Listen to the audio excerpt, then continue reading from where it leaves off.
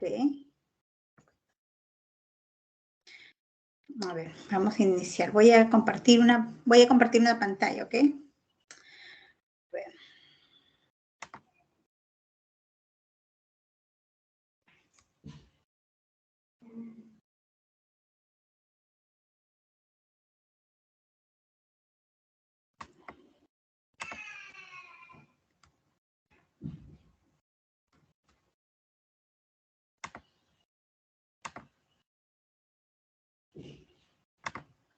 Ya. ¿Ahí puedes ver la pantalla?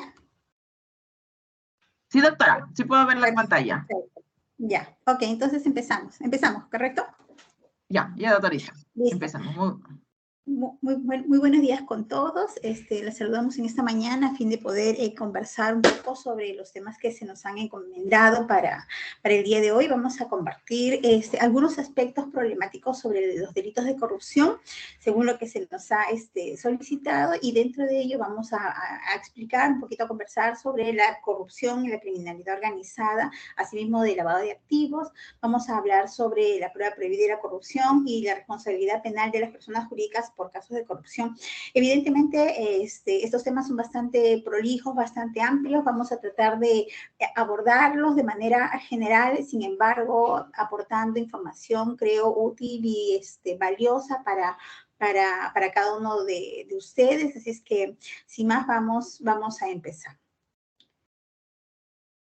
La primera parte de esta exposición, como lo mencioné, vamos a hablar de la corrupción, la criminalidad organizada y el lavado de activos, pero antes debemos tener en claro de qué estamos hablando, ¿no? ¿A qué nos referimos cuando hablamos de corrupción? Y claro, uno puede contextualizar la corrupción en un ámbito bastante general, que van desde aspectos domésticos, de alguna manera, como lo vimos en la clase anterior, hasta temas mucho más complejos que abordan la política, que abordan el aspecto económico de una sociedad.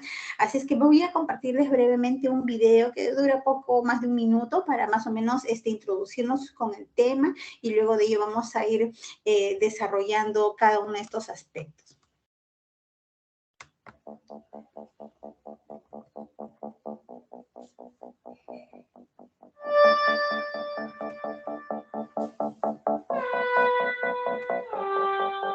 ¿Se escucha el audio? ¿Me confirma, por favor?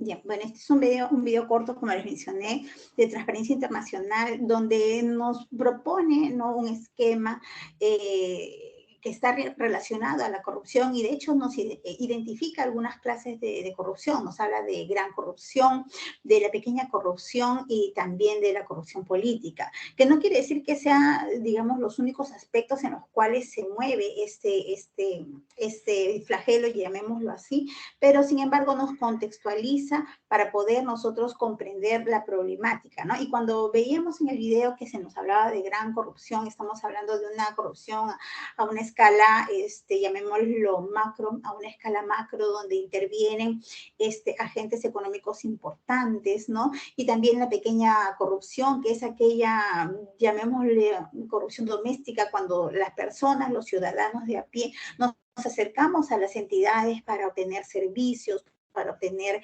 de alguna manera una prestación por parte del Estado, que es algo con lo que lamentablemente nos hemos topado muchas personas, hasta en temas, digamos, sencillos como el acceso a una comisaría para poner una denuncia, o donde de pronto se nos hace un requerimiento económico, ¿verdad? O de pronto nos acercamos a una entidad para poder solicitar un servicio educativo, y de la misma manera el ciudadano es quien directamente con el servidor o el servidor público o el funcionario público con el que interactúa, incurren pues en estos actos de corrupción. Y vemos también la corrupción a nivel político, ¿no? Que es la corrupción que afecta, digamos que impacta e involucra directamente el poder político, ¿no? El poder político, que es algo de lo que nosotros lamentablemente como país hemos escuchado bastante en estas últimas décadas, pero que también como fenómeno es algo que se viene produciendo a nivel mundial. De hecho, ya un poco entrando en materia, cuando hablamos de corrupción, la corrupción no es algo que ha surgido en estas últimas décadas necesariamente. Lo que pasa es que ahora, gracias a la globalización y a la digamos, a la masificación de los medios de comunicación de una manera mucho más abierta, ¿no? Y de una manera mucho más directa. Ahora, por ejemplo, podemos acceder a información inmediatamente a través del celular, ¿no? Nos permite tener una percepción de la corrupción que antes no teníamos, pero no obstante ello, la corrupción como fenómeno ha existido desde siempre, desde siempre. Hay un libro muy interesante del señor Quiroga, donde se nos habla de cómo era la corrupción en el caso específico del Perú, ¿no? Y vemos casos que realmente nos llaman mucho la atención, porque desde los inicios de nuestra república, nuestro país se ha visto afectado por este flagelo, como ya lo mencionamos, y vemos también experiencias en otros países. Entonces, la corrupción lamentablemente es algo que nos ha acompañado a lo largo de el desarrollo de nuestra sociedad. Pero ¿podemos hacer algo al respecto para poder combatirla? Definitivamente sí. Para ello es importante, como también lo mencioné en la clase anterior, sensibilizarnos respecto a este tema y poder proponer desde nuestra tribuna, sea como ciudadanos, sea como servidores, como funcionarios, en la posición en la que estemos, evaluar, ¿no? Hacer una autocrítica de por qué es que estamos llegando a estos niveles, porque la corrupción definitivamente afecta, no solamente nos afecta en el aspecto económico, sino también nos afecta como sociedad, porque está muy relacionada con digamos, el hecho de que se hayan venido a menos, ¿no? Los valores y la ética en nuestra sociedad y a nivel mundial. Bueno, entonces, eso como una parte introductoria respecto al video que habíamos visto ahí. Perdón, acá. Continuamos entonces. La Convención de las Naciones Unidas, como ustedes saben, es una convención a la cual el Perú se encuentra suscrito, ¿no? Esta convención fue aprobada en el año 2003, entró en vigencia en el año 2005, y en el caso del Perú ha sido ratificada a través del Decreto Supremo 075 en el año 2004. ¿Qué nos dice la Convención de las Naciones Unidas respecto a la corrupción? Nos dice, es una plaga insidiosa que tiene un amplio espectro de consecuencias corrosivas en la sociedad, ¿no? Y luego dice, ¿cuáles son esas consecuencias? Primero, socava la democracia y el Estado de Derecho. Da pie a violaciones de derechos humanos y distorsiona los mercados. Miren, esto es importante tenerlo en cuenta, porque a partir de esta, digamos, de esta propuesta, todos los países adheridos a la convención, de alguna manera, bueno, no de alguna manera, definitivamente hemos tenido que adecuar nuestro marco normativo a lo que se nos indica, ¿no? Hemos tenido que darle forma a nuestro marco normativo para poder regular todas aquellas situaciones delictivas, también a nivel preventivo, ¿no? Para poder contrarrestar los efectos de la corrupción. Por eso es que nos menciona acá, la corrupción socava la democracia y el Estado de Derecho, obviamente porque un país, una sociedad corrupta pierde legitimidad en la medida, o sus autoridades pierden legitimidad en la medida que dejan de responder a los fines públicos para los cuales fueron o han sido convocados para atender fines particulares. Eso definitivamente afecta la democracia y la legitimidad, ¿no? Dice, da lugar a violaciones de derechos humanos. Perdón. da lugar a la violación de derechos humanos, obviamente porque hay una concentración de poder, hay una concentración en todo aspecto, en el aspecto económico, como lo vamos a ver más adelante, ¿no? Y obviamente da lugar a la violación de derechos humanos porque la corrupción de alguna forma también es opresora y a aquellos que de alguna manera pretendan poner en evidencia o dar a conocer una situación corrupta, ponen en riesgo hasta su propia vida, ¿no? Entonces, de hecho, hemos visto lamentablemente en algunos regímenes corruptos, tanto en nuestra experiencia como sin ir muy lejos, ¿no? Aquí cerca en Sudamérica, en Brasil, ¿no? En su momento en Ecuador, perdón, en Argentina, ¿no? Gobiernos que cayeron en una corrupción, digamos, escandalosa y se ha visto también de la mano la violación de derechos humanos para poder acallar de alguna forma estas denuncias graves de corrupción, ¿no? Distorsiona también los mercados, menoscaba la calidad de vida y permite el florecimiento de la delincuencia organizada, que es lo que vamos a ver más adelante, ¿no? También da lugar al terrorismo y otras amenazas de la seguridad humana, perdón. Dice, este fenómeno se da en todos los países, ¿no? Pero sus efectos son especialmente devastadores para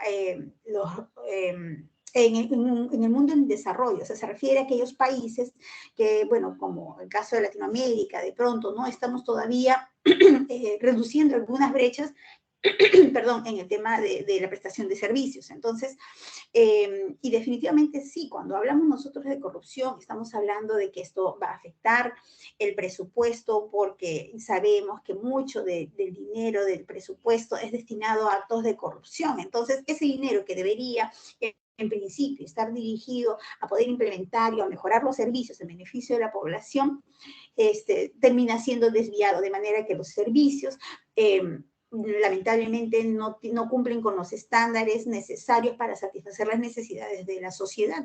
Y quienes más hacen uso de algunos servicios, especialmente públicos, son principalmente las personas bueno, un sector de la población y es lamentablemente el más afectado, ¿no? Podemos poner, por ejemplo, los colegios públicos, ¿no? El acceso a los colegios públicos, el acceso a la salud pública, a los hospitales del Ministerio de Salud, ¿no? Y podríamos poner muchos ejemplos donde de pronto los servicios que están dirigidos a atender prioritariamente a un sector de la población, lamentablemente no cuentan con el rigor necesario porque lamentablemente hay actos de corrupción que afectan, ¿no? Que afectan la prestación de estos servicios. También se nos dice que la corrupción afecta más a los pobres porque desvía los fondos destinados al desarrollo, ¿no? Es lo que ya mencionábamos, socava la capacidad de los gobiernos de ofrecer servicios básicos y alimenta la desigualdad y la injusticia y desalienta también la inversión y las ayudas extranjeras, ¿no? Finalmente dice en esta convención, la corrupción es un factor clave del bajo rendimiento y un obstáculo muy importante para el alivio de la pobreza y el desarrollo. Con relación a la Convención Interamericana contra la Corrupción, que como ustedes saben fue aprobada en el año 96, también a la cual el Perú se encuentra adherido, fue ratificada en el año 97 por el Decreto Supremo 014. ¿Qué se nos dice en esta convención? En el preámbulo se nos dice, de manera similar a lo anterior, ¿no? Que la corrupción socava la legitimidad de las instituciones públicas, atenta contra la sociedad y el orden moral y la justicia, que es lo que ya habíamos mencionado. Y esto es importante porque finalmente esto nos muestra como sociedad, ¿no? Porque no es que, claro, se dan las condiciones en algunos sectores para que la corrupción se propicie, pero lamentablemente esto tiene que ver mucho con la pérdida de valores de una sociedad, ¿no? Y obviamente con también la pérdida de la moral y la poca justicia, ¿no? Y la poca justicia, y eso también lo vemos lamentablemente en situaciones que incluso involucran a niños, o sea, personas que están en formación, como en los colegios. Yo recuerdo de manera anecdótica, ¿no? Cuando estaba en el colegio, en primaria, que venía alguien, ¿no? Conocida, una niña, y decía, ay, he tenido que comprarle rifas a mi profesor para que me pase de año, para que me suba la nota, ¿no? Entonces nos damos cuenta que ciertamente la corrupción está muy ligada al orden moral, está muy ligado a la ética, ¿no? A la ética, pero son cuestiones que una sociedad forma desde muy a temprana edad en el caso de los niños, y que más bien hay que fortalecer en el día a día, porque al final de cuentas, los ciudadanos de mañana son los niños de hoy, son los adolescentes de hoy. Entonces, tenemos que nuevamente sensibilizarnos respecto a esta materia y por qué no seguir impulsando de alguna manera la reversión, digamos, sobre esta situación que nos afecta a todos, ¿no? En alguna medida mayor o menor, pero que igual nos afecta a todos. Ahora, ¿qué ha hecho el Perú frente a estos compromisos respecto a, digamos, al manejo de la corrupción a nivel normativo, a nivel, bueno, normativo represivo y también preventivo, ¿no?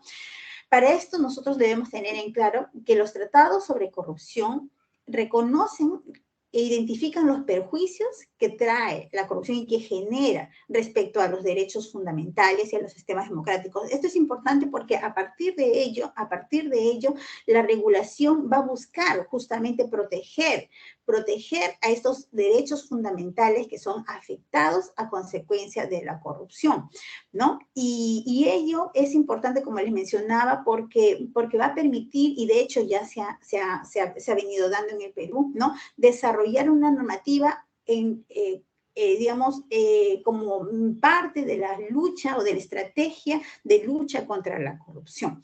¿Y qué nos dice el Tribunal Constitucional al respecto? Y cito esto porque es el tribunal quien ha desarrollado de manera bastante prolija cuál es el alcance de la lucha contra la corrupción. Es o no un derecho fundamental, pero ello nuevamente a partir de los aspectos que nosotros hemos recogido de las convenciones, donde decimos, sí, efectivamente, la corrupción afecta derechos fundamentales que necesitan ser protegidos. Entonces, en esta sentencia del Pleno 1035 del 2020, en el caso de la reparación civil a favor del Estado, el Tribunal Constitucional nos dice, primero, que la lucha contra la corrupción es un principio constitucional y en ese sentido debe orientar la actuación del Estado, es decir, el Estado debe estar dirigido u orientado por el principio de lucha contra la corrupción. Toda su actuación debe estar orientada a ello.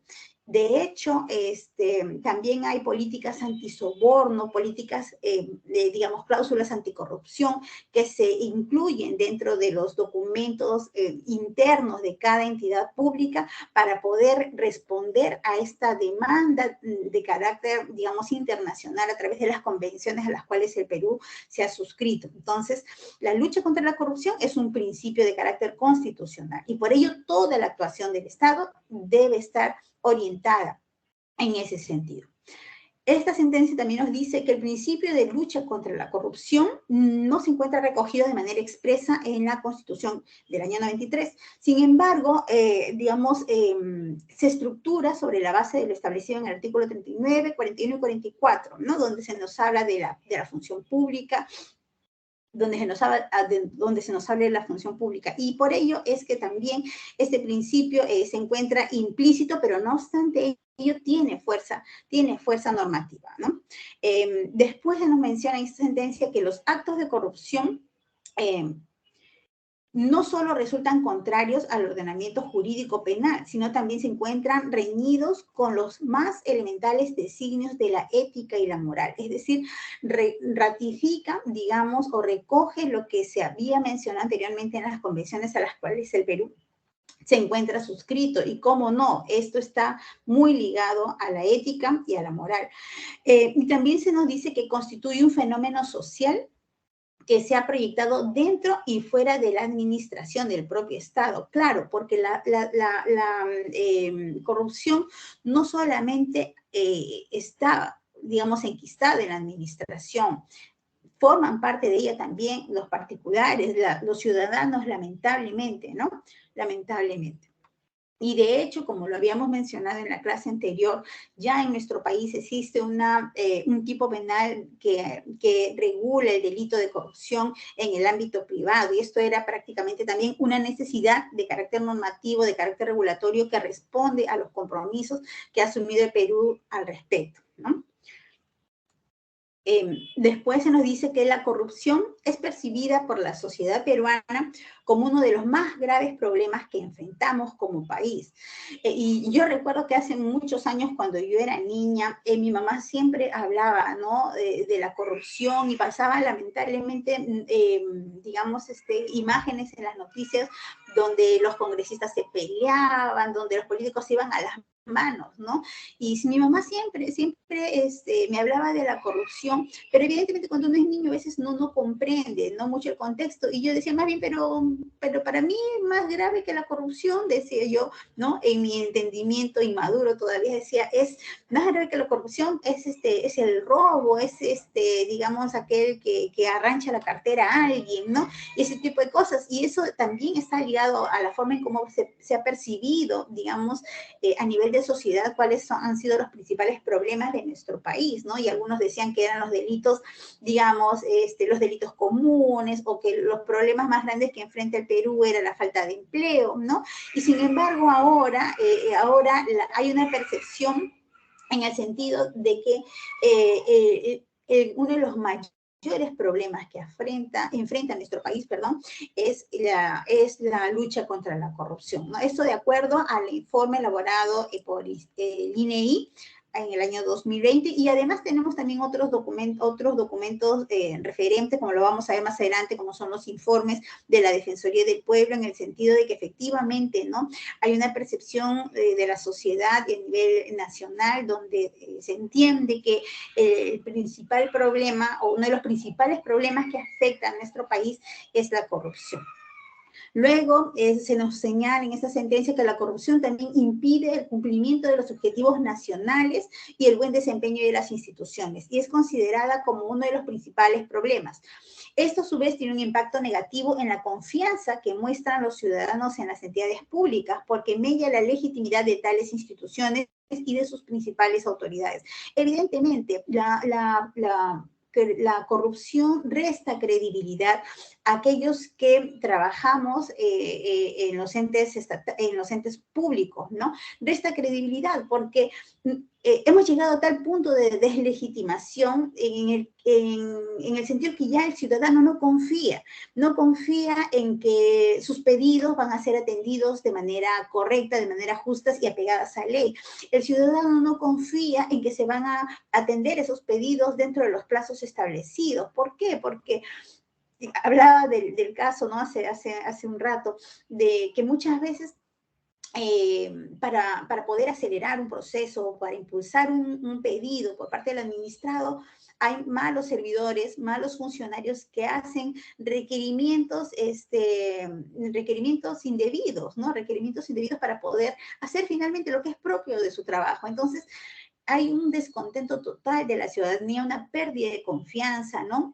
Algunos, incluso yo recuerdo haber escuchado con mucha frecuencia, ¿no?, que cuando están inmersos en un proceso, ya no en una situación no de carácter administrativa, sino en una situación de carácter penal, dicen, uy, seguramente que ya compraron, ¿no?, a este funcionario, o ya compraron a este servidor, o la sentencia o la resolución ha salido en este o cual sentido porque seguramente le han pagado, y cosas por el estilo. Entonces, hay una pérdida absoluta de confianza, ¿no?, de los ciudadanos, y aquel ciudadano que se va, digamos, a aproximar a la administración, algunos conozco, uy, lo piensan bien, dicen, uy, pucha, pero voy a tener que entrar a estos terrenos que son tan complejos, porque lamentablemente no hay digamos, confianza, ¿no? No hay confianza, y cuando se pierde la confianza, lamentablemente es donde se generan los conflictos también internos en un país, porque por eso es que vemos también tantas protestas, por eso es que vemos tanto digamos, enojo de parte de la ciudadanía, porque al final de cuentas los servidores públicos, los funcionarios, somos remunerados con los impuestos que todos pagamos, y de alguna manera tenemos, pues, no de alguna manera, sino de hecho tenemos el derecho a ser atendidos de una manera correcta, justa, pegada a la ley, en los plazos y en los términos que establece la norma, ¿no? Bueno, y la lucha contra la corrupción también se orienta a la preservación del correcto funcionamiento de la administración pública, claro, porque la corrupción afecta el desempeño de la administración pública, por lo tanto la lucha tiene que ir a favor de preservar el adecuado funcionamiento de la administración, pero no solamente ello, sino también fortalecer las instituciones democráticas y el desarrollo integral del país.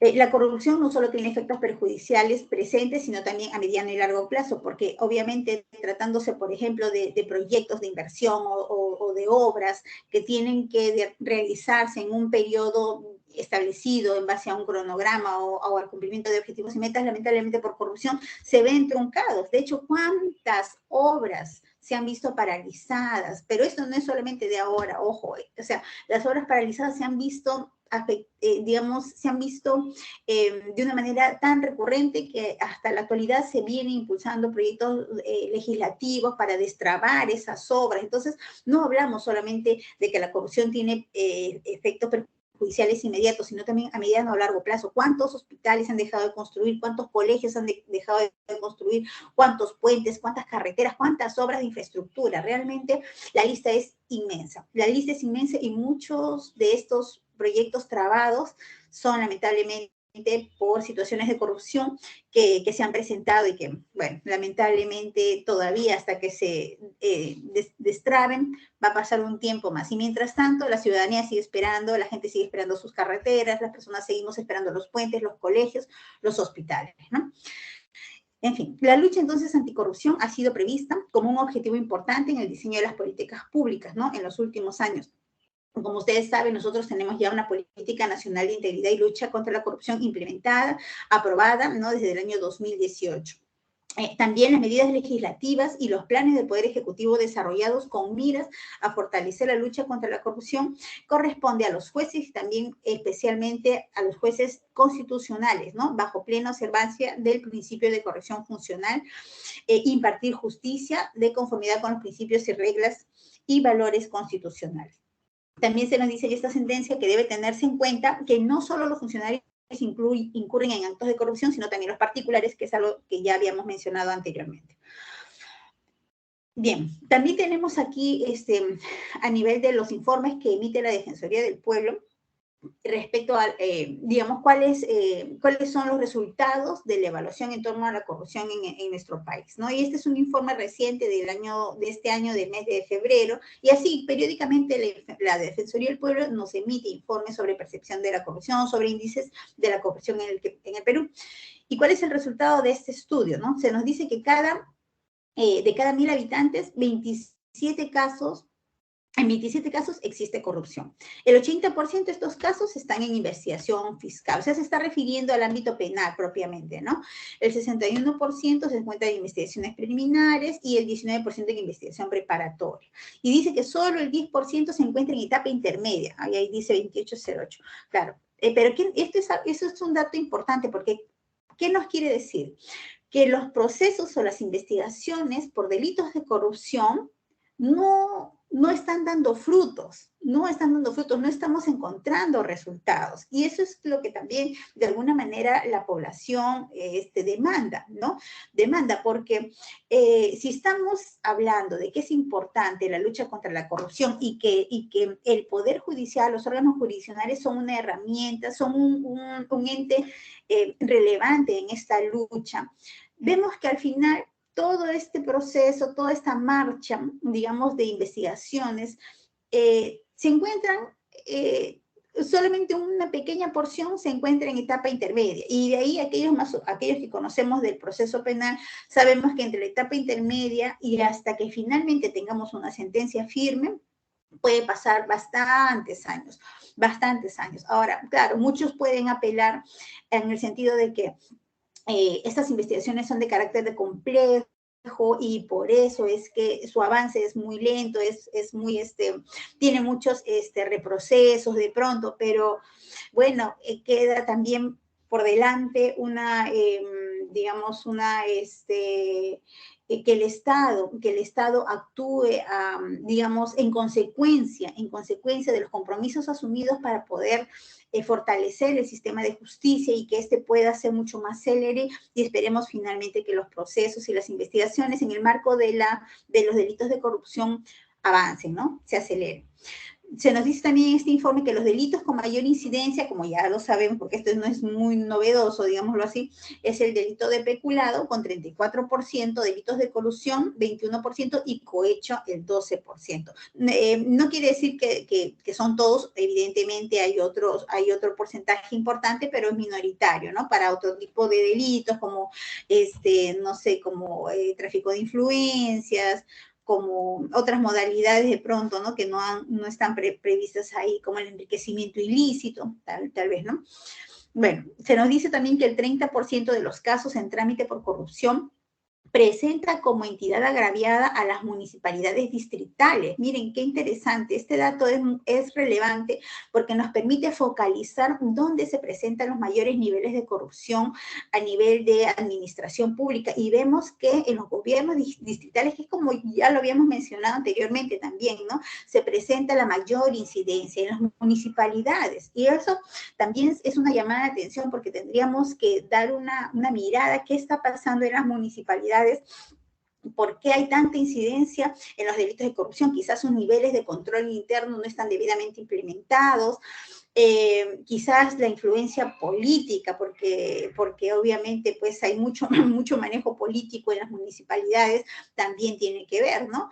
Entonces son temas que nos revelan en estos informes, que nos permiten a partir de ello también hacer un replanteamiento de las políticas o de las estrategias de lucha contra la corrupción, porque si alguien aquí, digamos, está estableciendo un plan de lucha contra la corrupción, vemos que habría que fortalecer esas estrategias en los gobiernos municipales.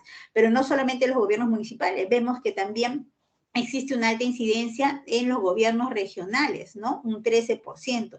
Y ahí específicamente en este informe se nos muestra aún más detalladamente a nivel, digamos, geográfico, ¿no? ¿Cuáles son estos lugares donde hay mayor incidencia? Y vemos Loreto, Madre de Dios, Moquegua, Pasco, Amazonas y Tumbes, ¿no?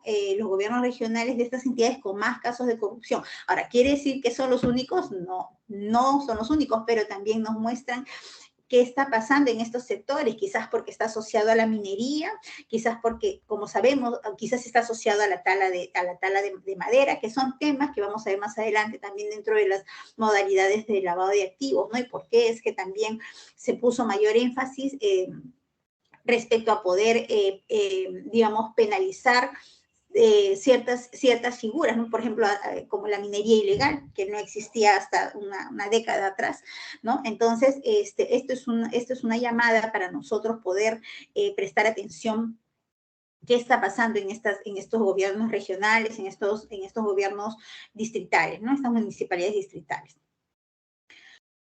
Bien, entonces vamos a continuar con el siguiente tema. Hasta aquí hemos hablado sobre la corrupción como parte del primer gran tema, ¿no? Corrupción, criminalidad organizada y lavado de activos. Ahora vamos a hablar sobre la criminalidad organizada y para ello también les comparto un video esperando que puedan ustedes recibirlo y podamos a partir de ello conversar un poquito y entender cómo es que opera la criminalidad organizada.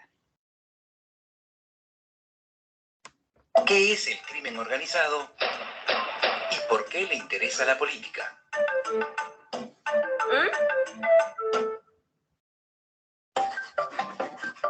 ¿Qué es el crimen organizado? ¿Tal vez un robo al paso o un atraco bien planeado?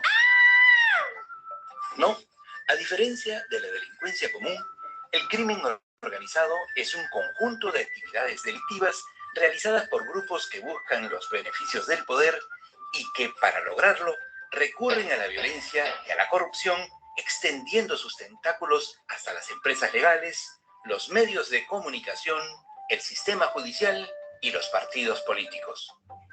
Pero mejor, vamos por partes. A diferencia del robo común, en que la riqueza pasa de una mano a otra, las actividades del crimen organizado producen y distribuyen nuevos bienes y servicios, pero de manera ilegal. Detrás de esta actividad existe una organización mafiosa en la que cada cual hace una parte del trabajo. Existen los que aplican la violencia para avanzar en el control del mercado y los que corrompen funcionarios para asegurar la impunidad que necesitan. En el Perú de hoy, el tráfico de drogas, la tala y el comercio ilegal de la madera y la minería ilegal y el comercio del oro son las principales actividades delictivas del crimen organizado, las cuales reciben en forma indirecta la activa e inescrupulosa complicidad de los consumidores. Con el crecimiento de sus actividades, estas mafias buscan controlar el territorio y además extender su influencia directa sobre el sistema judicial. Lo que ellos buscan es construir un sistema paralelo de justicia para ganar los juicios en su contra y liberar a los culpables. Estamos fritos. Con el tiempo, los grupos criminales se ven en la necesidad de manejar a su antojo las instituciones y partidos políticos. De esa manera, buscan proteger y fomentar sus negocios. Es por eso que las mafias de la madera, del oro o de la coca están muy interesadas en financiar candidatos y candidatas que utilizarán su posición para facilitar sus negocios ilegales cuando sean elegidos. Frente a eso, los electores tenemos que informarnos muy bien quiénes son esos candidatos y candidatas y de dónde proviene el dinero de sus campañas. Bien. Este video nos muestra un poco la realidad de nuestro país. De hecho, habla de las modalidades en las que, digamos, la criminalidad organizada en nuestro país se presenta con mayor incidencia, ¿no? Que es lo que les había mencionado, que es la tala de madera, la minería ilegal, el lavado el tráfico ilícito de drogas, que no son las únicas modalidades asociadas a la criminalidad organizada, pero nuevamente, ¿no? Nos llama a la reflexión sobre qué es lo que está pasando en estos tiempos respecto a la corrupción, a nuestra sociedad en general. A diferencia del delito común o del crimen común, vemos que la criminalidad organizada tiene una estructura diferente, porque si nos hemos dado cuenta y hemos reparado en los detalles del video, que además tiene un sustento legal, como lo vamos a ver más adelante, un sustento doctrinario, la criminalidad organizada responde o surge en la medida que los beneficios económicos de las actividades delictivas impulsan la generación de bienes y servicios, a diferencia del crimen común. Porque en el crimen común, por ejemplo, un ciudadano que, digamos, arrebata una cartera, con eso no va a abrir una empresa, pues no lo va a hacer, ¿no? Simplemente con eso inmediatamente satisface sus necesidades básicas de pronto y listo. Pero en el crimen organizado hay una cadena de sucesos, de actividades que nos muestran que estas actividades ilícitas generan rentabilidad para quienes integran la organización criminal. Entonces, es una empresa criminal, llamémoslo así.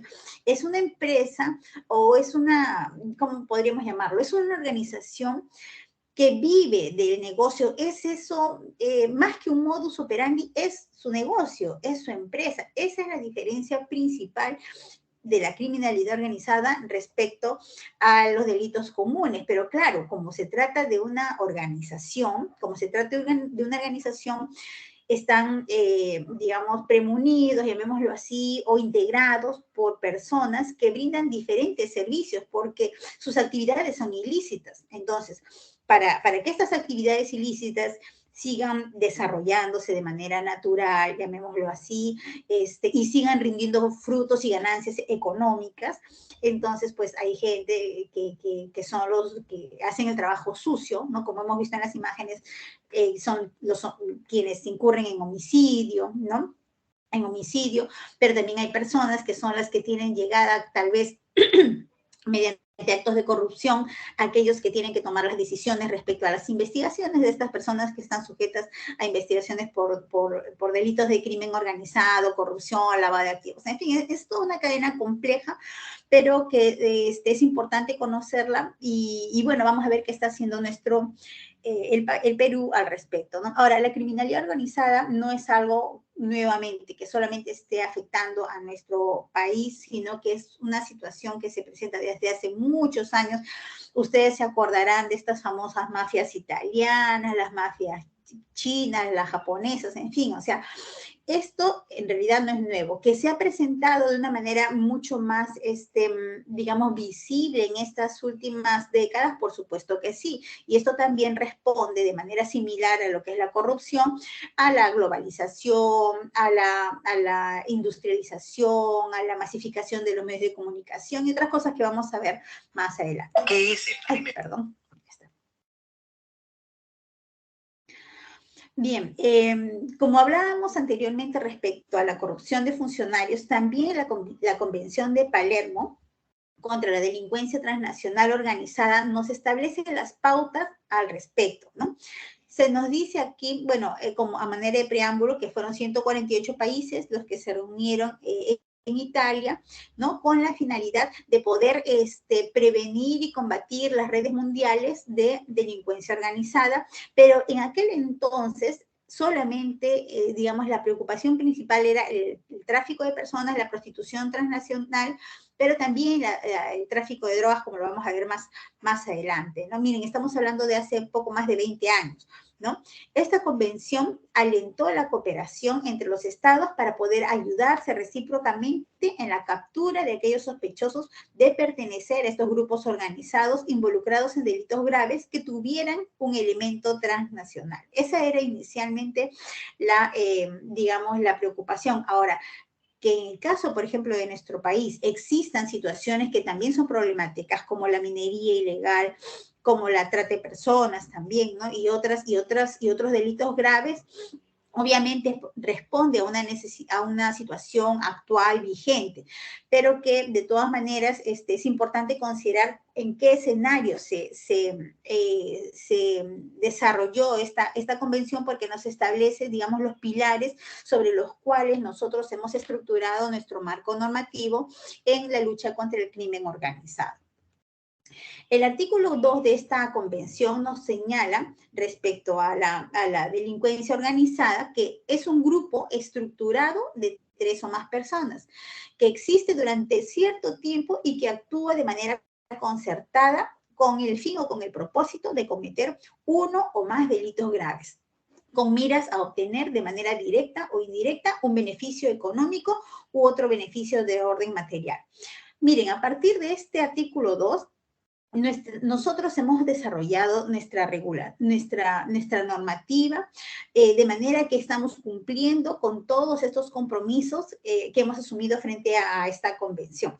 Se nos dice, claro que nosotros le hemos dado quizás otros matices, pero recogemos la base respecto a la cual nosotros, esta base propuesta por la convención, ¿no? Vemos en principio que cuando hablamos de organización criminal, tenemos que hablar de un grupo estructurado de personas. Pero este grupo estructurado no es que se encuentran solamente como en el caso de la delincuencia común, ¿no?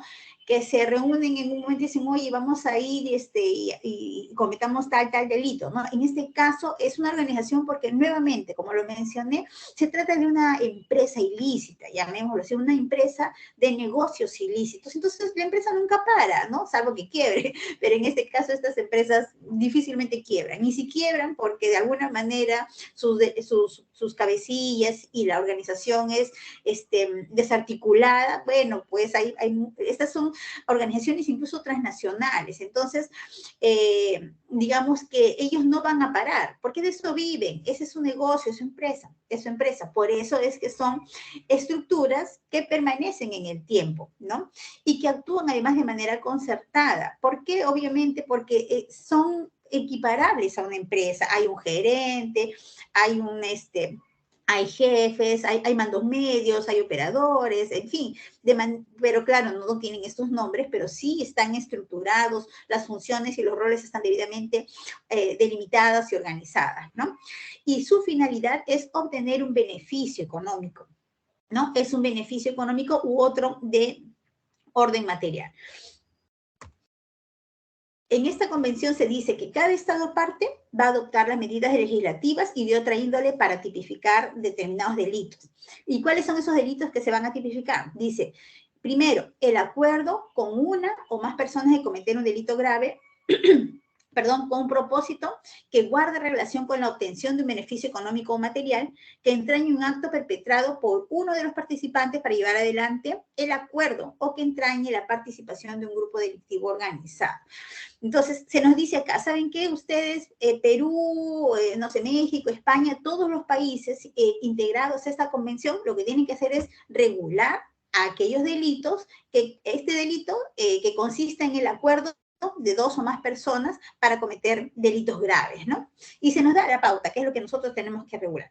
Se nos dice también que debemos tipificar como delito las conductas de toda persona que a sabiendas de la finalidad y actividad delictiva de un grupo delictivo organizado o de su intención de cometer delitos, participe activamente en actividades ilícitas del grupo delictivo organizado.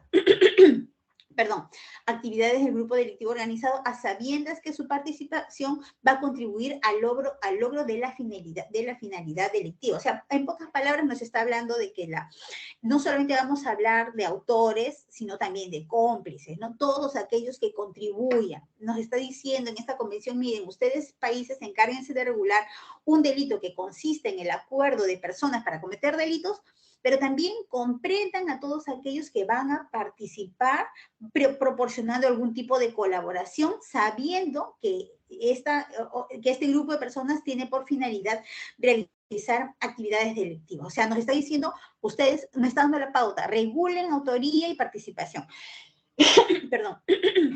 Aunque escuchaba un tema bien interesante, ¿no? Si es que en este tipo de delitos existe la participación, o sea, a nivel de autoría. Bueno, eso lo vamos a dejar tal vez para otro momento. Bien, entonces, hablando un poquito a modo de antecedente, porque aquí hemos hablado un poco sobre lo que tenemos a partir de la convención, pero brevemente respecto a los antecedentes de la criminalidad organizada, como ustedes ya saben, uno de los elementos importantes que se ha tenido, que digamos han gatillado este modo de delincuencia, es la globalización. Claro, anteriormente también existía la criminalidad organizada, pero no era, digamos, no era tan visible y no había llegado a los alcances que tiene ahora, ¿no? Porque ahora vemos que la criminalidad organizada conecta continentes, podemos estar conectados, bueno, digo podemos, pero me refiero en realidad a estos grupos de organización criminal, pueden estar conectados a Asia, Oceanía, a África, a cualquier parte del mundo gracias a la globalización. Esto es lo que ha permitido justamente acrecentar las redes, ¿no? Las redes de organización criminal.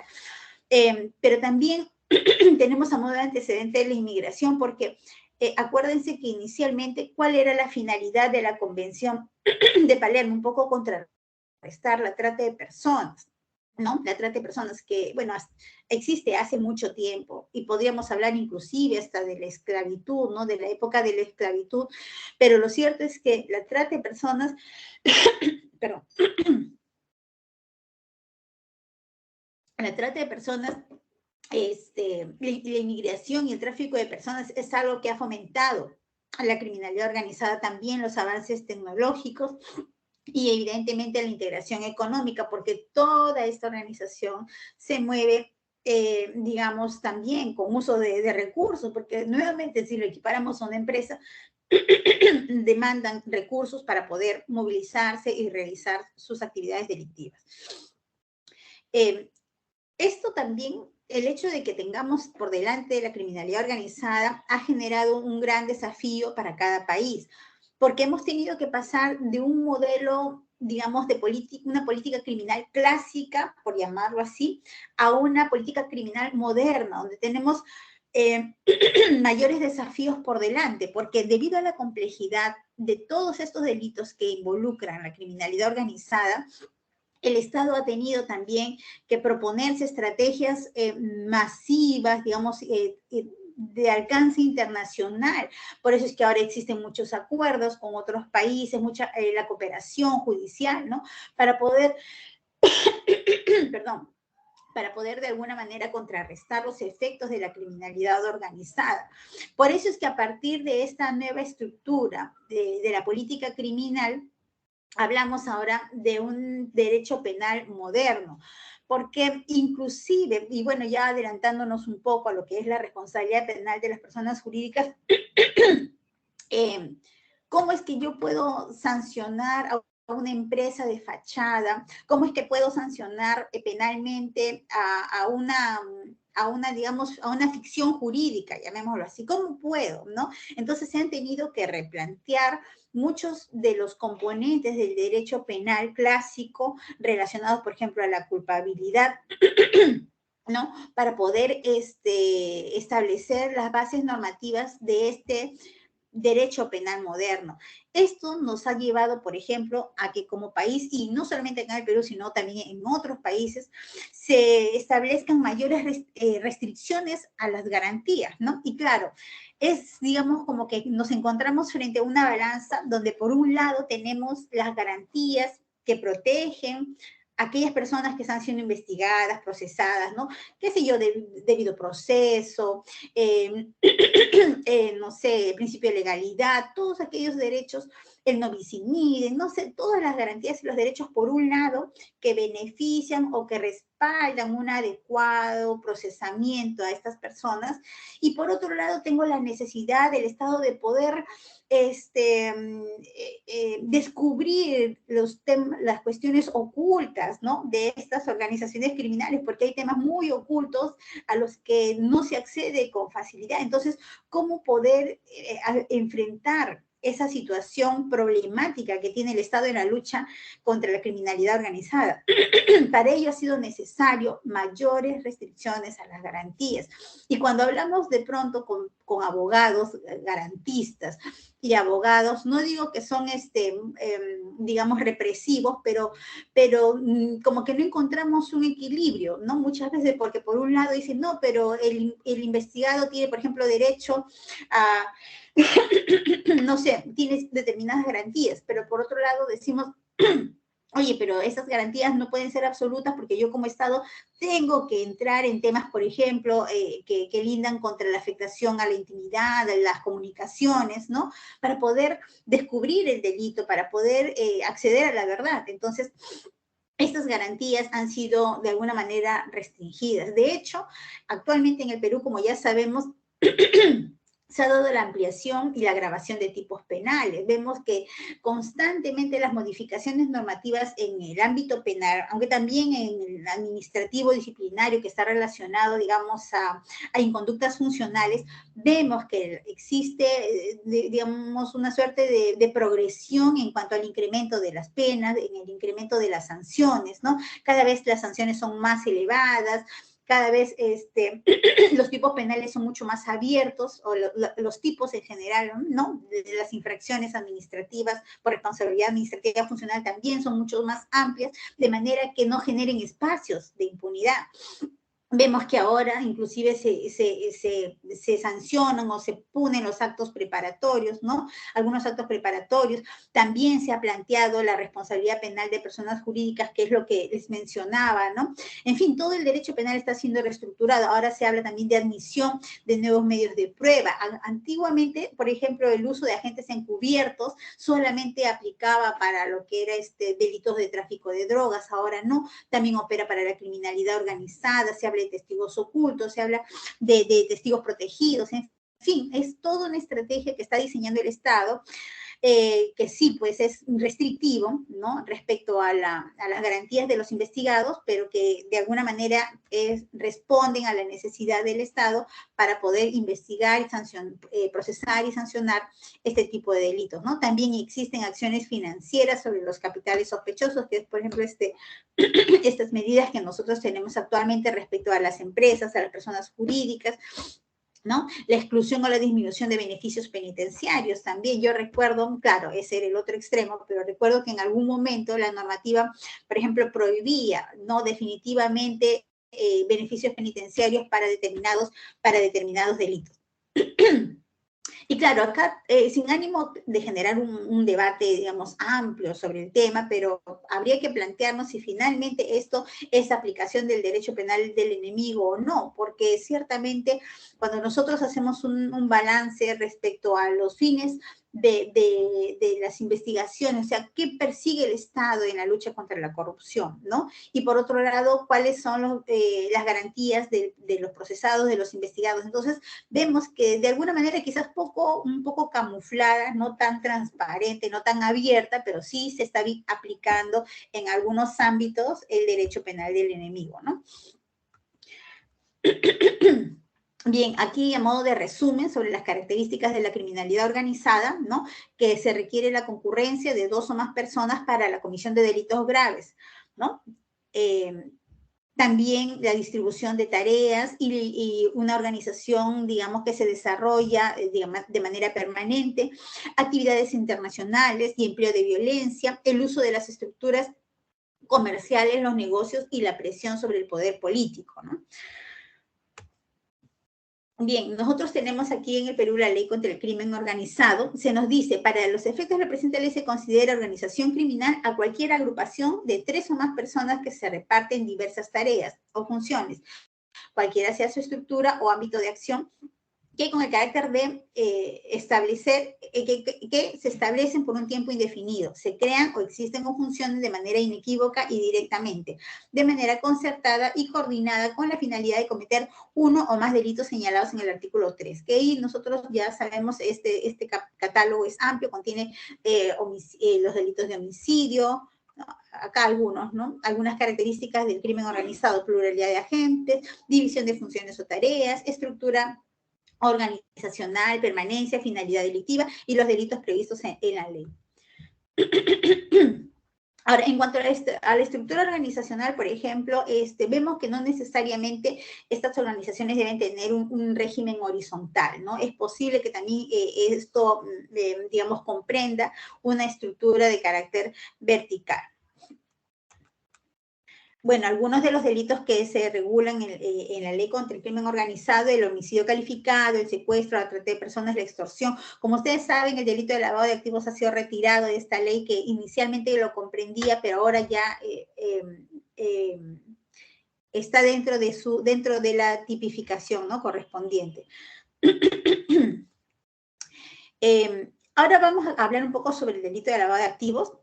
Vamos a referirnos nuevamente a la Convención de Palermo, ¿no? Que como ustedes ya saben es la base respecto a la cual se han gatillado o, digamos, el inicio de las regulaciones en los diferentes estados que componen o que se han suscrito a esta convención. En el artículo 6 se dice que respecto a la penalización del blanqueo de producto de delitos, ¿no? Dice, cada estado parte adoptará, de conformidad con los principios fundamentales de su derecho interno, las medidas legislativas y de otra índole que sean necesarias para tipificar como delito cuando se cometan intencionalmente, ¿no? La conversión o la transferencia de bienes, a sabiendo de que estos bienes son producto del delito, con el propósito de ocultar o disminuir el origen ilícito de bienes o ayudar a cualquier persona involucrada en la comisión del delito determinante a eludir consecuencias jurídicas de sus actos. O sea, ¿qué nos quiere decir en pocas palabras? Ustedes, Estado, tienen que tipificar esta conducta, ¿no? Y nos habla ahí de la modalidad de conversión o transferencia de bienes. Claro, lo habla en un sentido de que solamente es blanqueo, ¿no? Porque así es como se le conocía lavado de activos, blanqueo del producto del delito. Se nos habla de la otra modalidad de lavado de activos, ¿no? Que es el ocultamiento o la disimulación de la verdadera naturaleza origen, ubicación, disposición, movimiento o propiedad de bienes o de legítimo derecho de estos. El legítimo derecho a estos, ¿no? A sabiendas de que dichos bienes son producto del delito. O sea, se nos está diciendo también, tienen ustedes como Estado que regular esta otra modalidad. Y ello, obviamente, con sujeción a los conceptos básicos que cada Estado le dé, o sea, que cada, digamos, Estado desarrolle de acuerdo a nuestra realidad, ¿no? Relacionados a la adquisición, posesión o utilización de bienes, a sabiendas que en su momento de su recepción, de que son producto de un delito, la participación en la comisión de cualquiera de los delitos tipificados con arreglo al presente artículo, ¿no? Así como la asociación y la confabulación para cometerlos, el intento de cometerlos y la ayuda, la licitación, en fin, se nos da todo, digamos, el bagaje de situaciones que nosotros como Estado tenemos que regular. Ay, perdón, estoy con una carraspera. Bien, entonces nosotros, ¿cómo podemos definir al delito de lavado de activos? ¿No? Sobre esta base, porque también tenemos nuestra propia regulación donde se nos establece, digamos, algunos alcances y a partir de ello nosotros definir al delito. El delito de lavado de activos es toda acción o todo intento de ocultar o disfrazar la identidad de aquellos ingresos obtenidos de manera ilícita o de manera ilegal para darles una apariencia de origen legal, ¿no? Con la finalidad de evitar su descubrimiento o incautación. Constituye el lavado de activos todas las actividades dirigidas a ocultar la fuente o el destino del dinero o activos que se han obtenido a través de actividades ilegales que procuran la incorporación al circuito económico formal. O sea, ¿qué queremos decir con esto? Lavado de activos es toda aquella acción que tenga por finalidad ocultar o evitar que ese dinero, ese bien, tiene un origen ilícito, un origen delictivo, ¿no? Un origen delictivo, por eso es lavado de activos. O sea, si queremos llamarlo de alguna manera mucho más sencilla, ¿no? Es un blanqueo, o sea, es una transformación de un bien, de un dinero, de una ganancia obtenida de manera ilícita para darle apariencia de licitud y asimismo incorporarlo al sistema económico, ¿no? Al circuito económico para obviamente utilizarlo o qué sé yo, insertarlo con apariencia de legalidad, ¿no? Ahora, como ya en otras reuniones, recuerdo, hemos compartido bastante sobre este tema, ¿no? El delito de lavado de activos surge como una necesidad en el sentido de que estas ganancias ilícitas obtenidas como consecuencia, llamémoslo así, ¿no? Del tráfico ilícito de drogas, de la trata de personas, era nuevamente reinsertado al sistema, al circuito económico para inyectar nuevamente activos al desarrollo de estas actividades ilícitas, porque cuando nosotros hablábamos de los tradicionales delitos que, no sé, pues de receptación, llamémoslo, o de un delito cualquiera, por ejemplo, de tráfico ilícito de drogas, ¿no?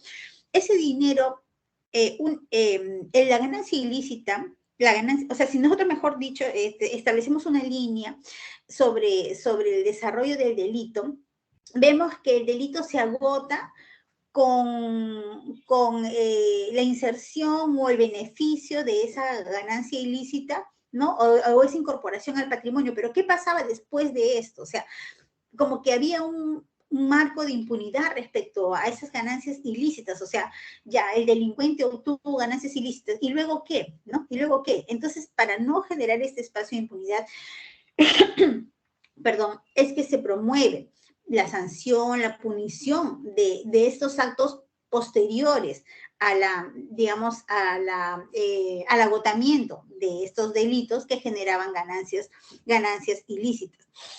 Entonces, debemos entender que el lavado de activos es un proceso. Y cuando hablamos de proceso, nos referimos a una sucesión de actos, ¿no? Una sucesión de actos, porque vamos a verlo más adelante en las fases de lavado de activos y también las modalidades, que una actividad está ligada a la otra, ¿no? Y esta siguiente, por llamar la actividad B, está ligada a una actividad C, y todo con la finalidad de que, valga la redundancia, finalmente este dinero ilícito se incorpore al circuito económico de manera formal. Entonces, el lavado de activos es una sucesión interrumpida, de actos orientados alejar el dinero a los activos de su origen ilícito, ¿no? Existe la etapa de colocación o prelavado, existe la etapa de intercalación, donde es, digamos, el movimiento de la conversión de dinero fraccionado, y también existe la etapa de integración o la culminación de lavado, ¿no? Por eso es que llamamos nuevamente a este delito como un delito, como que se tratara de un proceso. El propósito inmediato del lavado de activos es darle la apariencia de una procedencia legal a estos bienes o a estos activos de origen ilícito. Esa es la finalidad, ¿no? Esa es la finalidad. Y su propósito es incorporar los activos en la economía legal. Requiere también de una actividad criminal previa, lo que se le conoce como el delito fuente, ¿verdad? Y sobre eso vamos a hablar también un poquito más adelante. El artículo 1 de la ley, bueno, el delito de lavado de activos, como ustedes saben, ha sido modificado por la ley 31178, y a partir de esta modificación tenemos una nueva propuesta, ¿no? Una nueva fórmula. Se nos dice para la modalidad de actos de conversión y de transferencia. Se nos dice, el que convierte o transfiere dinero, bienes, efectos o ganancias cuyo origen ilícito conoce o debía presumir con la finalidad de evitar la identificación de su origen, su incautación o decomiso, será reprimido con pena privativa de la libertad, Entonces, en este caso estamos hablando de la etapa de conversión y transferencia, ¿no? Es, digamos, la primera etapa del delito de lavado de activos, donde el agente lo que va a hacer es insertar, por ejemplo, de manera inmediata ese dinero en los sistemas financieros, ¿no? Por eso su nombre lo indica, es la conversión y la transferencia. No necesariamente vamos a incorporarlo al sistema financiero. Hay otras modalidades, como lo vamos a ver más adelante también, que se presentan, digamos, en esta etapa, ¿no? En esta modalidad que es la conversión de los actos y la transferencia. Ahora, es importante que la gente conozca el origen ilícito de esta ganancia. Es importante que conozca el origen ilícito. Ahora, la pregunta ¿es necesario que se compruebe que el origen ilícito, o sea, el delito debe estar probado, el delito fuente, llamémoslo así, debe estar probado? No, eso lo vamos a ver más adelante porque había muchas dudas si es que realmente este delito fuente debía o no estar probado. Entonces, no se requiere la comprobación judicial, llamémoslo así, del delito fuente, pero sí el agente debe saber que su origen es ilícito, o por lo menos debe existir un nivel de presunción. Imagínense, perdón, una persona que yo sé que es digamos, sé cuánto gana mensualmente, sé a qué actividades se dedica, de pronto viene, no sé, con $1 millón y me dice, oye, préstame tu cuenta bancaria porque tengo $1 millón, o sea, yo creo que también hay situaciones que en los que uno presume, ¿no? El origen ilícito. Uno podría preguntarse, oye, ¿de dónde así me sacaste $1 millón? ¿O qué pasó, no? Y claro, vienen ahí las justificaciones, ¿no? Que me gané la lotería, no, que tuve una herencia y cosas por el estilo, que lo vamos a ver un poquito más adelante sobre cómo es que se presentan estas modalidades de lavado de activos, ¿no? Entonces, el agente debe presumir cuanto menos, ¿no? Que la ganancia tiene un origen ilícito. Y la finalidad es, obviamente, evitar la identificación de este origen ilícito. En el artículo 12 nos dice que también constituyen actos de lavado de activos los actos de ocultamiento y tenencia, ¿no? Dice, el que adquiere, utiliza, posee, guarda, administra, custodia, recibe, oculta o mantiene en su poder bienes, efectos, ganancias cuyo origen ilícito conoce o debía presumir. En este caso, el agente lo que hace es guardar, es ocultar. Por eso su nombre lo describe, es ocultamiento y tenencia. En este caso, el agente administra, va a recibir, va a ocultar. ¿Para qué?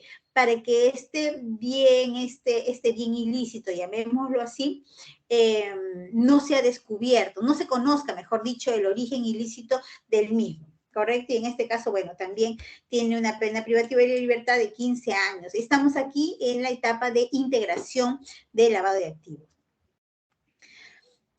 También el artículo 3 regula el transporte, traslado, ingreso, salida del territorio nacional de dinero o títulos valores de origen ilícito. Se nos dice el que transporta, traslada consigo, el que transporta o traslada consigo, o por cualquier medio dentro del territorio nacional, dinero en efectivo o instrumentos financieros negociables, o sea, se refiere a cheques, ¿no? emitidos al portador cuyo origen ilícito conoce o debía presumir con la finalidad de evitar la identificación de su origen, su incautación, etcétera, o hace ingresar o salir del país consigo o por cualquier medio tales bienes, ¿no?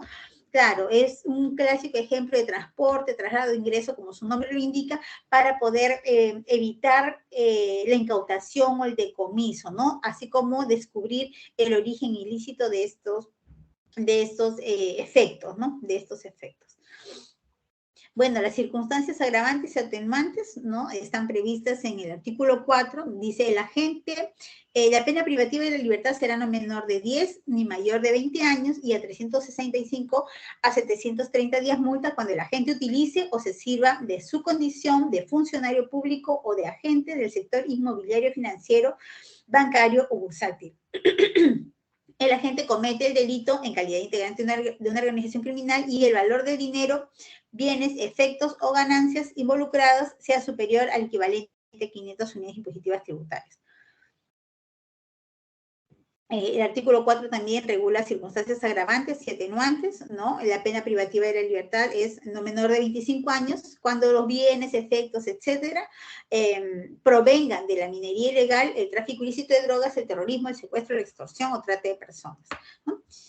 Y bueno, en el otro caso, la pena privativa de la libertad será no menor de 4 años ni mayor de 6 años cuando el valor del dinero sea equivalente a las 5 unidades impositivas tributarias.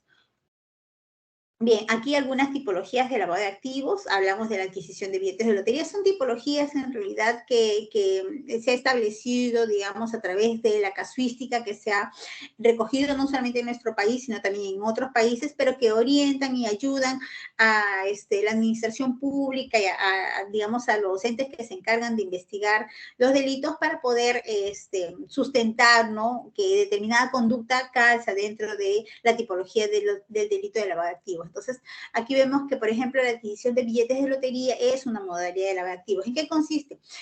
Interviene en la etapa de conversión, ¿no? En este caso, el lavador se contacta con el titular del billete premiado y lo compra a un mayor valor y no realiza el pago de impuestos. Claro, imagínense que alguien viene y le dice, tú te has ganado un billete de lotería, no sé, la tinca, ¿no? Por 1 millón, y yo te ofrezco 1.500.000. Y obviamente estas personas, pues, acceden, ¿no? Muchas de estas personas acceden. Tenemos también las empresas de transferencia de dinero, ¿no? Esta modalidad interviene en la etapa de conversión o transferencia, ¿no? Consiste en el ingreso de dinero del extranjero mediante empresas de traslado de dinero y la entrega de beneficios a través de giros, ¿no? También los créditos aparentes, ¿no?, donde la gente solicita un préstamo ante el sistema financiero sabiendo que luego no lo va a pagar y obliga al cobro de la garantía por parte de la entidad financiera.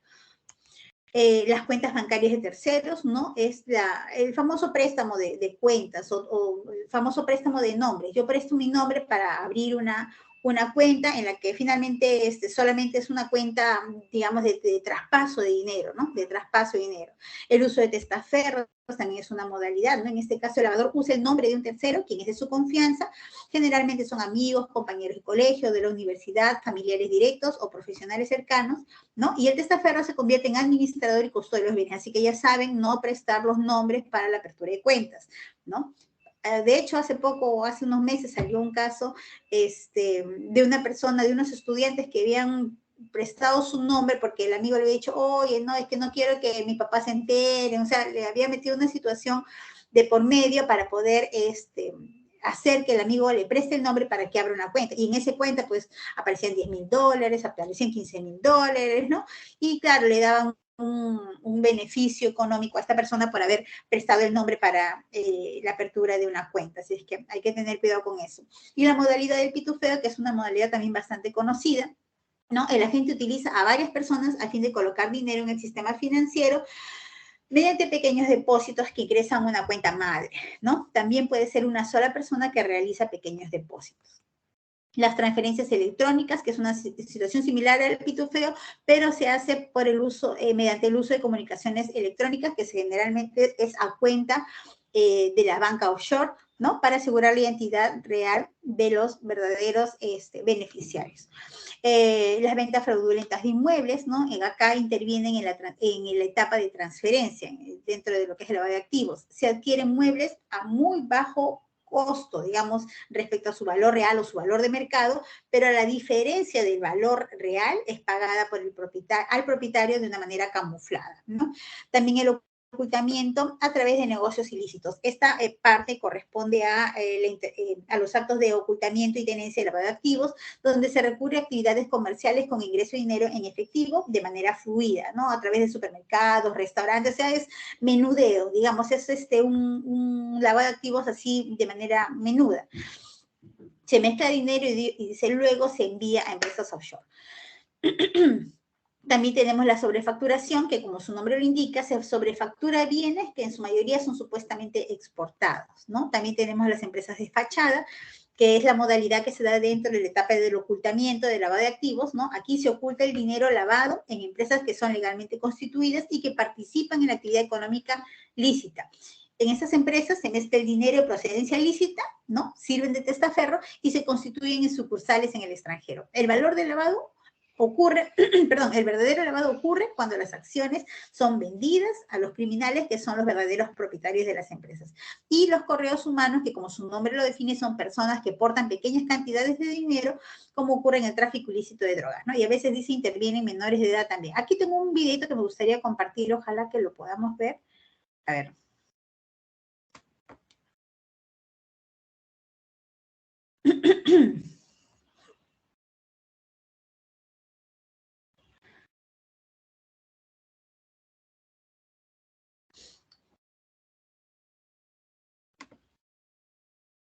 ¿Pueden ver ahí la pantalla el video? ¿Me confirmas, por favor, Beatriz? ¿Puede verse el video?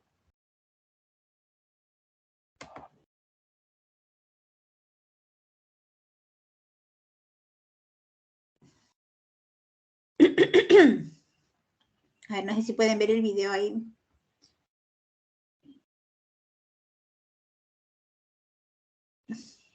Sobre esta modalidad de correos humanos. ¿Pueden ver el video? ¿Me confirman? Betty, ¿estás ahí? A ver.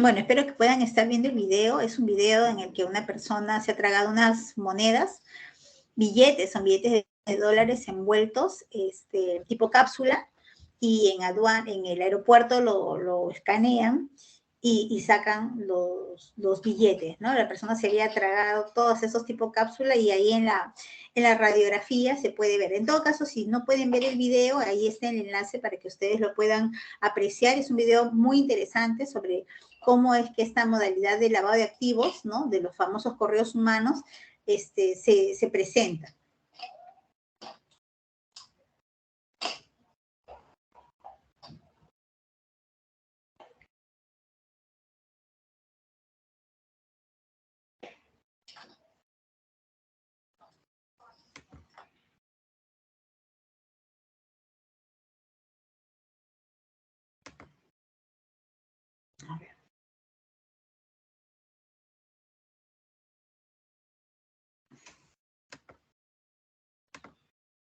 Ok.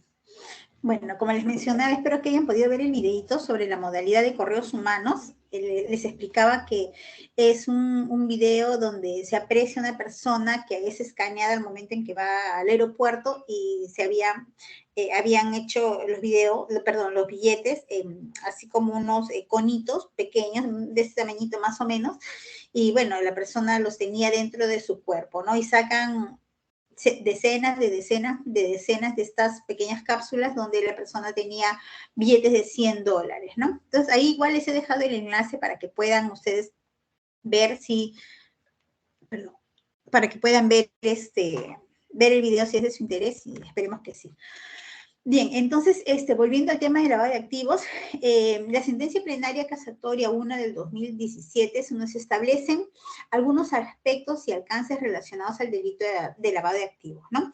Básicamente sobre las actividades criminales antecedentes que son idóneas para generar el delito de lavado de activos, porque como les mencionaba en un momento, uno de los temas más problemáticos con relación al lavado de activos siempre ha sido el delito fuente, la comprobación del delito fuente, cuál es la naturaleza del delito fuente, o sea, qué tipo de delito fuente se requiere, qué pasa si no está en el catálogo, ¿no? ¿Qué pasa si el delito fuente no está en el catálogo? En fin, o sea, había muchas dudas. Entonces, a partir de esa sentencia, se hacen algunas aclaraciones al respecto. Y se dice primero que estos delitos, de los delitos fuentes, llamémoslo así, o las actividades criminales, porque, ojo, la ley no nos habla de delitos fuentes, la ley nos habla de actividades criminales, ¿no?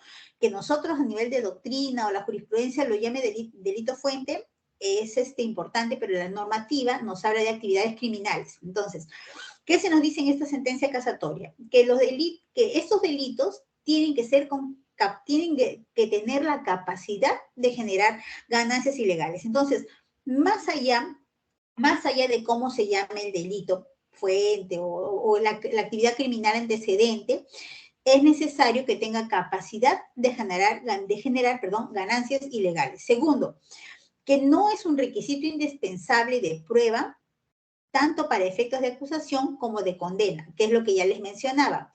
O sea, no porque el delito, la actividad criminal antecedente no esté acreditada, no quiere decir que no hay un delito de lavado de activos. No. Esta sentencia nos dice, no es indispensable que esté probado esta actividad criminal antecedente, ¿no? Para efectos de una acusación o de una condena por lavado de activos.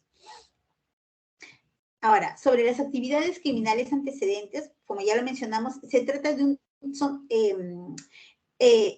un delito autónomo de conformidad al artículo 10 del decreto legislativo 1106, ¿no? El delito de lavado de activos es un delito, dice, autónomo, por lo que para su investigación, procesamiento y sanción no es necesario que las actividades criminales que produjeron hayan sido descubiertas, se encuentren sometidas a investigación, proceso judicial o hayan sido previamente objeto de prueba o condena, ¿no?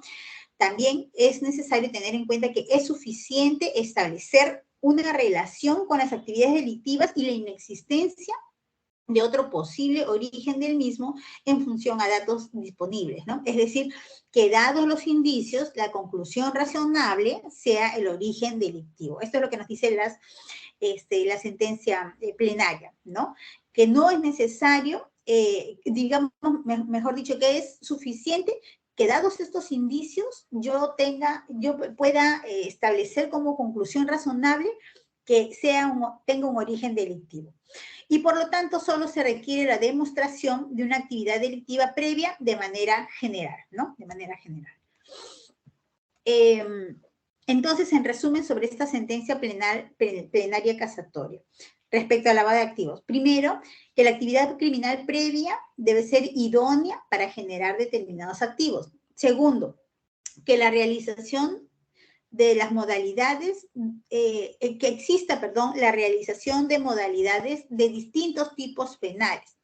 Y tercero, que subjetivamente tanto el conocimiento directo como o presunto de la procedencia ilícita del activo, sin que este conocimiento sea preciso o detallado en todos los pormenores del origen delictivo. O sea, ¿qué quiere decir? Que yo no puedo alegar como una situación, digamos, exculpatoria, yo no puedo alegar, decir, ay, yo no sabía que ese dinero era de un robo, de una estafa. Yo no puedo alegar eso. Basta que razonablemente existan indicios que me demuestren, que produzcan en mí la sospecha de que tiene una procedencia ilícita para que yo esté incurriendo o, digamos, responda a título de dolo por un delito de lavado de activos, ¿no? Porque siempre se ha visto que uno de los argumentos exculpatorios es, yo no sabía que ese dinero era procedencia de ¿cómo se llama?, de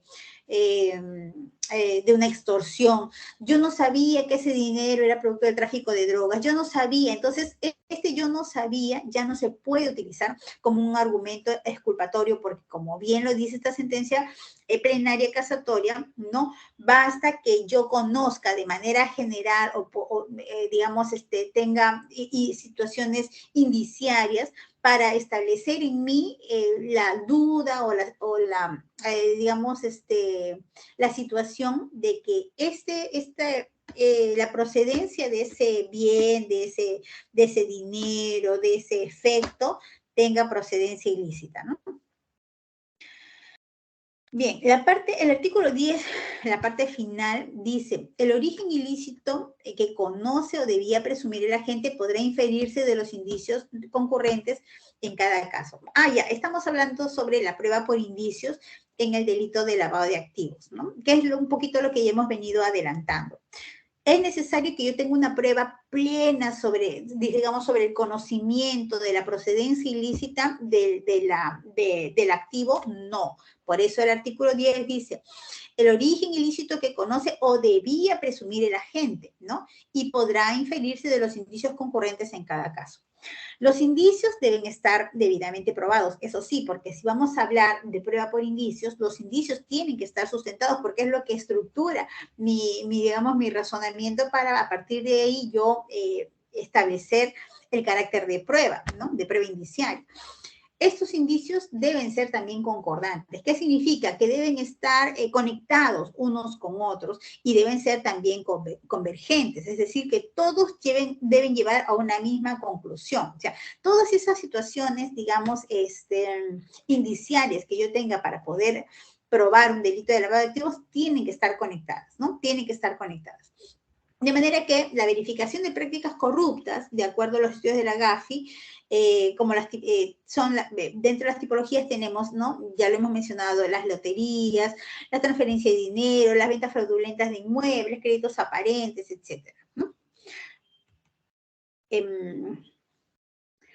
Bueno, un resumen sobre lo que es la prueba por indicios de acuerdo a esta sentencia plenaria casatoria es que los incrementos inusuales o crecimientos injustificados del patrimonio en relación de actividades financieras pueden ser para mí un indicio de lavado de activos. O sea, nuevamente, ¿no? El que yo, digamos, me basta con que yo esté frente a un incremento inusual o crecimiento injustificado del patrimonio de alguien que me dice, oye, guárdame mi dinero para yo tener, digamos, la certeza o de manera indiciaria la probanza de que estoy frente a un delito de lavado de activos y que además estos elementos sirven a quienes administran justicia, ¿no? Porque es un tema que deben ellos ponderar al momento que hacen una evaluación del patrimonio, ¿no?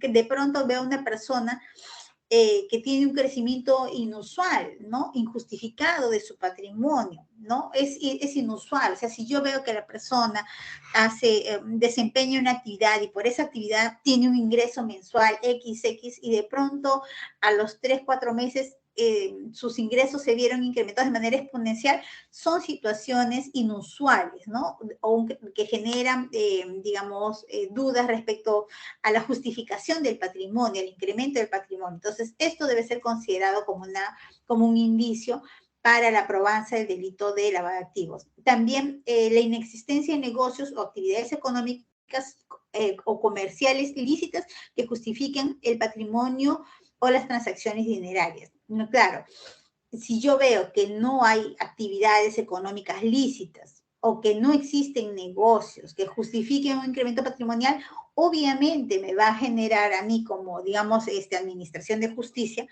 un indicio respecto a que estoy frente a un delito de lavado de activos, ¿no? Y también es importante dentro de esta probanza, digamos, a través de indicios, la constatación de algún vínculo o conexión con actividades delictivas con capacidad de generar ganancias ilegales o con personas o grupos relacionados con los mismos.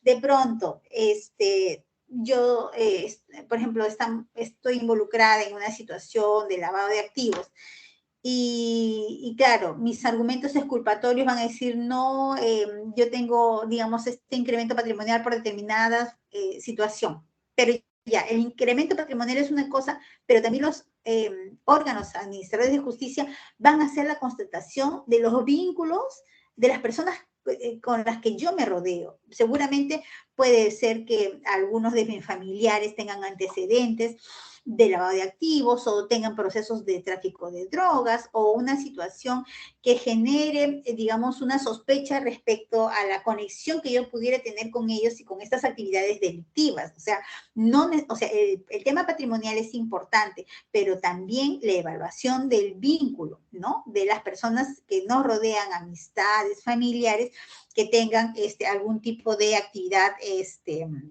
llamémoslo así, actividad ilícita, ¿no? Por eso es que, por ejemplo, cuando se hace ahora dentro de la lucha contra la corrupción, la criminalidad organizada y el lavado de activos, ¿no? Esta famosa declaración jurada de bienes y rentas, al menos respecto a funcionarios y servidores públicos, ¿no? Porque en estas declaraciones no solamente se menciona o se declara, valga la redundancia, los ingresos, ¿no? Los ingresos que uno percibe, sino también se declara increíblemente, ¿no? Pero es, como ya lo mencioné, en el marco de la lucha contra la corrupción, el crimen organizado, y lavado de activos,